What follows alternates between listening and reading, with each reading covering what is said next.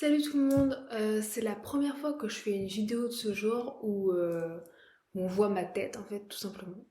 Parce que j'ai voulu changer un peu de concept, faire quelque chose de différent. Parce que cette chaîne n'a pas de but précis on va dire, si ce n'est de faire ce que j'aime. En plus ça n'a pas vraiment de sens dans l'état actuel des choses là où je suis. Parce que je suis actuellement chez mes parents, je profite qu'ils soient pas là.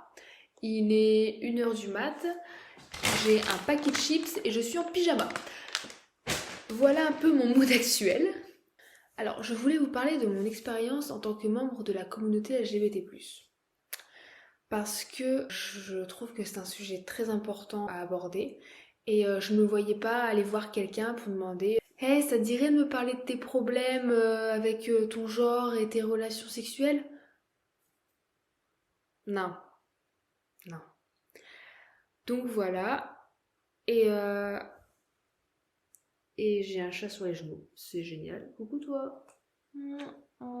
Donc, je vais commencer. Tout d'abord, je tiens à m'expliquer sur le terme LGBT+. Parce que personnellement, je n'utilise pas LGBTQIA+. Parce que je trouve, c'est mon opinion personnelle, mais je trouve que c'est ridicule de rajouter 3 lettres pour au final garder le plus parce qu'il y a encore plein de lettres après qui sont pas dedans. Je trouve ça plus logique de juste garder LGBT+. C'est plus simple et je prends moins la tête. Enfin, je trouve ça plus simple. Donc voilà, je ferme la parenthèse là-dessus et je mets fin à cette intro et je vais enfin pouvoir entrer dans le vif du sujet. Donc, je suis membre de la communauté LGBT+, parce que je suis non-binaire, déjà, pour commencer. Pas que ça, mais déjà je suis non-binaire. Enfin, en tout cas, je me revendique comme non-binaire. Déjà là, ça devient compliqué. Parce qu'en fait, je ne sais pas trop si je suis non-binaire ou agenrée. Donc pour les personnes qui ne savent pas, non-binaire, ça veut dire en gros que on est un peu tous les genres. Je me considère comme une femme autant que comme un homme. Enfin, voilà, je suis mitigée. Mais agenré, ça signifie plutôt qu'on n'a aucun genre. Donc on se considère ni comme une femme, ni comme un homme. En ce qui me concerne, je ne sais pas si je me considère comme les deux ou comme aucun des deux. Ce qui est sûr, c'est que je ne me revendique pas plus femme que homme. Mais je ne sais pas si je me ressens aucun des deux ou les deux. Je me revendique non-binaire parce que c'est plus simple et c'est moins prise de tête. Tout simplement. Voilà, donc mon pronom c'est Yel. Et c'est là que, disons, j'essaye de faire un peu plus simple, c'est que je suis non-binaire. Donc je peux être une femme, un homme, je m'en fous. Donc, on peut aussi parler de moi comme à une femme ou comme à un homme. Donc, on peut également utiliser le pronom elle et il. Mais souligner quand même que j'ai une préférence pour elle. Sachant que j'ai moi-même du mal à parler de moi tout le temps en écriture inclusive parce que c'est saoulant à force. Donc, je me mégenre moi-même. Et pour les personnes qui ne savent pas, mégenrer, c'est on associe mon genre à mon sexe, donc mon genre féminin à mon sexe féminin, donc on me mégenre. Parce qu'en soi, je ne suis pas de genre féminin. Je suis non-binaire. Même si je suis effectivement de sexe féminin. En plus d'être non-binaire, je suis également pas romantique. Pas romantique, ça veut dire quoi? Ça veut dire qu'en gros, je peux tomber amoureuse de n'importe qui à partir du moment où c'est un être humain. Homme, femme, trans, non-binaire, peu importe. Tant que c'est un être humain, je peux tomber amoureuse. C'est à différencier de bi. Parce que les bi peuvent tomber amoureux ou amoureuses des hommes ou des femmes. Par contre, c'est plus difficile quand il s'agit des trans, par exemple. Ou des non-binaires, mais surtout des trans. Généralement, enfin, les bi ont généralement du mal avec les trans. Parce que ça peut être... ça peut sembler étrange de sortir avec quelqu'un qui n'est pas... qui n'a pas son sexe de naissance. Enfin, voilà, ça peut gêner certaines personnes. En ce qui me concerne, c'est pas mon cas. Donc, je peux très bien sortir avec des trans. C'est même déjà arrivé d'ailleurs. Moi, c'est un être humain. Donc voilà.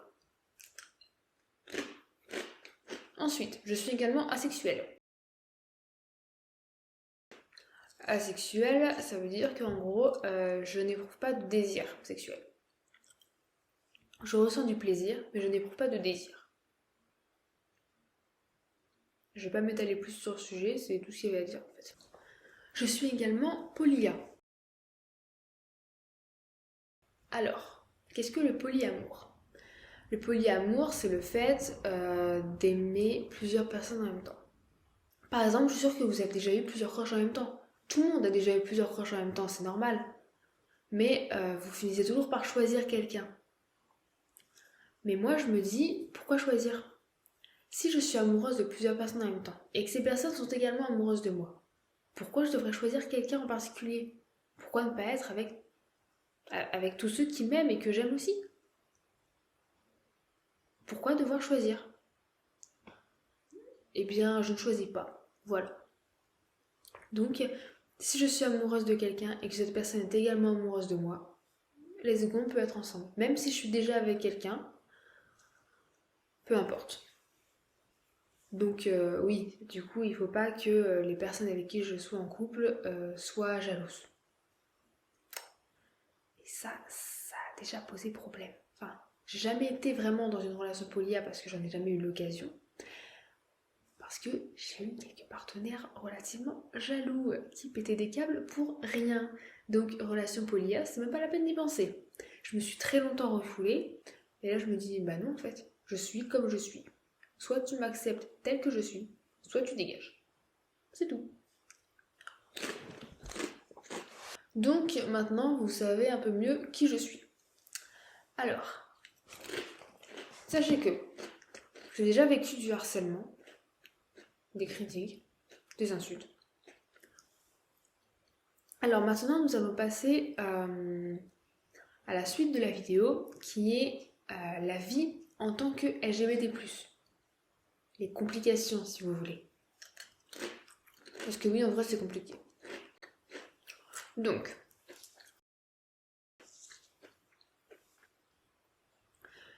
en ce qui me concerne, j'ai de la chance, hein, entre guillemets, si on veut, parce que ça se voit pas que je fais partie de la communauté LGBT+. Parce que non-binaire, ça se voit pas. Asexuel, ça se voit pas. Ensuite, il y a pan romantique, mais actuellement, je suis dans une relation avec un homme, donc bah, du coup, il n'y a pas ce problème. Enfin, ce problème, entre guillemets, mais bon, vous m'avez compris quoi. En gros, on voit pas que je suis pas romantique. Et polia, bah, en ce moment, je suis pas en relation polia. En ce moment, j'ai qu'une seule personne dans ma vie. Donc, bah, ça se voit pas non plus. Du coup, actuellement, rien ne se voit. Donc, on peut dire que c'est de la chance parce que du coup, je reçois pas beaucoup de critiques par rapport à ça. Mais c'est déjà arrivé par le passé. Par exemple, je me souviens que je suis déjà sortie avec une personne trans. Voilà, donc plus précisément un mec trans. Je me rappelle quand je sortais avec un homme trans d'une réflexion que ma mère a eue. Donc, maman, je sais que tu regardes beaucoup mes vidéos. Alors, si tu vois ça, s'il te plaît, ne viens pas me parler de ça, en fait, s'il te plaît. Ne, ne viens pas me parler de cette anecdote ou quoi. Je veux pas en reparler avec toi, ni avec ma famille en général, en fait. J'ai juste envie d'en parler ici, mais pas pour qu'on vienne m'en reparler après. Okay. Je sais qu'en plus, les choses ont changé. Je sais que t'as plus la même mentalité que t'as pu avoir à l'époque. Donc, je t'ai pardonné. Mais ça ne veut pas dire que j'ai oublié. Parce que c'est quand même quelque chose qui m'est resté, on va dire, qui m'a marqué. Mais pour autant, je t'en veux pas. Voilà. Donc, pour en revenir à ce que je disais, je sortais avec un homme trans. Et quand je l'ai annoncé à ma mère, elle m'a dit une phrase qui m'est restée gravée dans ma tête, si on veut. C'était ouais, en gros, vous n'êtes pas un vrai couple.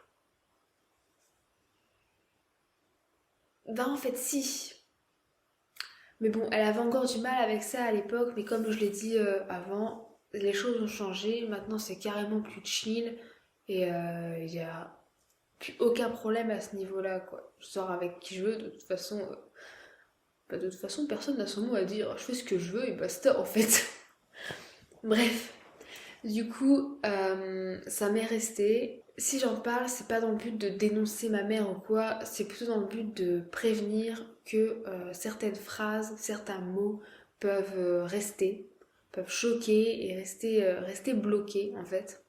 Et donc, qu'il vaut mieux ne pas dire. Voilà, donc il faut faire attention sur ce genre de sujet parce que ça peut être un peu délicat par moment. Voilà. Ensuite, j'ai eu beaucoup de réflexions quand j'étais en couple avec lui, notamment parce que beaucoup de personnes le considéraient comme une femme, sauf que non, c'était un homme. C'était très compliqué à ce niveau-là, notamment parce que des fois il le disait à lui directement, mais il y avait aussi pas mal de fois où où il venait me parler à moi en me disant que, en gros, j'étais lesbienne. Alors, à l'époque, je me revendiquais pas non-binaire, mais je me revendiquais déjà pan romantique. Donc, j'étais déjà en mode, non, en fait, je suis pan, donc ta gueule. Et en plus, c'est un mec. Voilà. Donc, ambiance assez sympathique. Et voilà. Ensuite, je suis sortie avec des mecs majoritairement. Je suis sortie avec pas mal de mecs jaloux, en fait. Mais moi, je suis polia. Donc, oui, je peux être amoureuse de plusieurs personnes en même temps. Mais il n'y a pas que ça. Même si j'étais pas amoureuse, je peux quand même avoir des potes, mecs, à qui je fais des câlins, par exemple. Oui, parce que je fais des câlins à tous mes potes, en fait, globalement. Je suis quelqu'un de très câlin, ok? Donc, c'est pas pour autant que je vais coucher avec. Ça, j'avais du mal à le comprendre, quand même. Pour la plupart, en tout cas. Il y a eu beaucoup de problèmes à ce niveau-là parce que par exemple, il y a l'un de mes ex qui me faisait des reproches quand je faisais un câlin à un de mes potes mec, mais il disait rien quand je faisais un câlin à une de mes potes meuf. Je mets bien les guillemets en évidence hein, parce que bah, c'était pas forcément des mecs ou des meufs, c'était de sexe masculin et de sexe féminin, ok, mais c'était pas forcément des mecs ou des meufs en fait. Parce qu'il faut savoir que la majorité de mes amis font partie de la communauté LGBT+. Bah ouais. Généralement, quand on fait partie de cette commune, la majorité de nos potes en font également partie. On se regroupe beaucoup entre nous. Bah disons que c'est un peu plus sécure en fait, on se sent plus à l'aise. Ça paraît... Ouais, c'est logique en fait. Voilà, et il y a aussi des choses dont je me souviens, c'est par exemple quand j'étais au collège, j'étais amoureuse de trois garçons en même temps, et on me disait que c'était pas normal. Que je devais être amoureuse d'une seule personne en même temps, que je pouvais pas être amoureuse de plusieurs personnes en même temps. Et moi j'étais là, mais je choisis pas en fait. Je suis amoureuse, c'est tout, moi j'ai plus rien.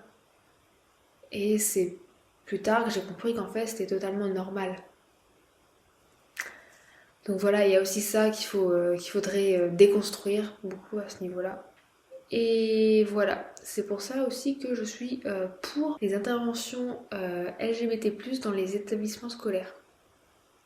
Non pas pour dire ouais en gros il faut faire partie de cette communauté, non non non, c'est pas ça le but, mais plutôt dans le but d'avertir, de prévenir, de sensibiliser, de dire en gros c'est pas parce que un homme aime un autre homme que il est pas normal. Non, c'est totalement normal, ça reste de l'amour. C'est pas parce que une personne n'est pas en accord avec son sexe de naissance que c'est une personne bizarre. Non, c'est encore une fois une personne normale, un être humain. C'est juste que parfois on peut naître dans le mauvais corps. Oui, c'est vrai. On peut naître dans un corps qui n'est pas le nôtre. Ça arrive, et plus souvent qu'on le croit. Et ça, je pense important de sensibiliser les jeunes à ça, en fait. Parce que il y a beaucoup de harcèlement scolaire, par exemple, qui se fait en primaire ou au collège ou même au lycée à l'encontre des personnes LGBT+. Parce que sont perçues comme étranges, anormales, bizarres.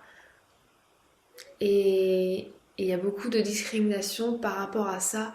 Et du coup, je pense qu'il est important de prévenir les enfants dès la primaire ou au moins dès le collège. Ce serait déjà pas mal parce qu'au collège, on n'entend pas parler de tout ça.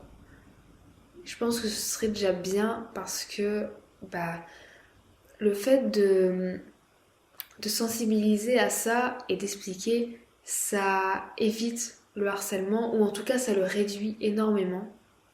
Ça l'empêche pas parce qu'il y en aura toujours, mais ça le réduit considérablement et voilà, c'est mieux pour tout le monde. Donc voilà, je suis pour les interventions LGBT+, dans les établissements scolaires. Après, si vous voulez discuter de tout ça entre vous, débattre, etc., l'espace commentaire est évidemment totalement ouvert, mais dans le respect les uns des autres, hein. Je ne veux aucun propos raciste, discriminant, LGBT-phobe ou n'importe quoi d'autre de ce type dans les commentaires. Sinon, le commentaire en question sera supprimé. Voilà. Parce que tout doit se passer dans le respect et la bienveillance. Je ne veux pas d'insultes sous mes vidéos, en fait. Je pense que vous pouvez le comprendre. Ah, et aussi, j'ai très peu d'abonnés, c'est vrai, mais mon but, c'est d'aider. D'aider à libérer la parole, d'aider à sensibiliser, à montrer en fait des choses qu'on ne voit pas forcément, à expliquer, et tout ça dans la tolérance, dans la bienveillance. Et donc là, je n'ai parlé que de mon vécu parce que ben, je suis un peu seule en fait. Mais certaines personnes parmi vous ont envie de parler de leur vécu en tant que membre de la communauté LGBT+. Je serais plus que ravie de vous avoir avec moi ici pour tourner une petite vidéo ensemble. Voilà, donc merci d'avoir écouté et bah, à la prochaine. Ciao!